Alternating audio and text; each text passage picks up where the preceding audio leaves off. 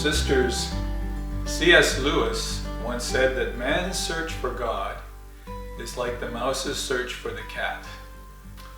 Let me say that again. Man's search for God is like the mouse's search for the cat. Let's hold that comparison in mind as we explore two of this Sunday's readings from Wisdom chapter 6 and from Psalm 63. So starting with Wisdom 6, verses 12 to 16, we find that the book of Wisdom gives us a profile of wisdom itself. In fact, we can say of wisdom herself.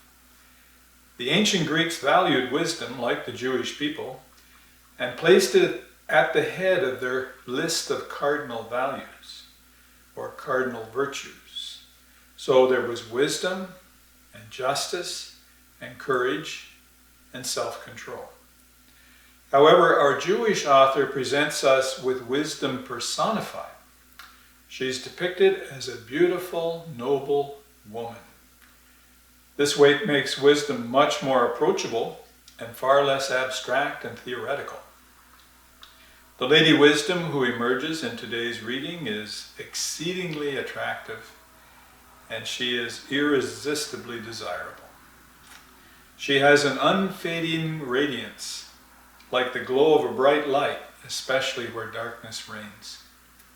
And she radiates where there is only ignorance and misunderstanding.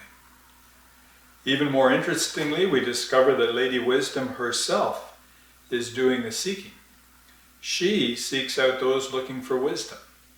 She takes the initiative to find those worthy of her delights. And then our Jewish author reminds us that we will not be disappointed if we long for wisdom. Seeking her will not be a wild goose chase. Instead, there are wonderful benefits if we find her, or from another point of view, if she finds you and me. She brings tranquility, she brings greater understanding, and Lady Wisdom brings a calm sense of satisfaction. So this then is the Lady Wisdom that we meet in Wisdom chapter 6. And then for a couple of minutes, let's reflect on Psalm 63, verses 2 to 8. Because this psalm describes the woman or the man who is searching for God. And here, by the way, is the beauty of the Catholic lectionary. Here's a brief sidebar. Isn't it lovely how every day's readings have been carefully collated and knit together for the Catholic reader to take us through all the essential passages in Scripture in 2 or in 3 years. So just as the previous profile of Lady Wisdom is far from being academic or otherworldly, remember it's Lady Wisdom, note the reality of the psalmist's search for God. It is all-consuming and it's urgent. This is the kind of search for God that first desires a compassionate communion with Him, a personal relationship with God. And second, it longs for a continuing intimate relationship with God.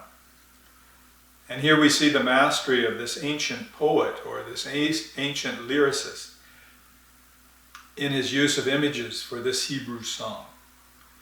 The searcher for God, and this can be you and me, I hope it is you and me, is seeking, is thirsting, is fainting, and where in a dry and weary land. And then next, note the images used for finding God. It's like a feast spread out with a wide selection of rich, juicy meats.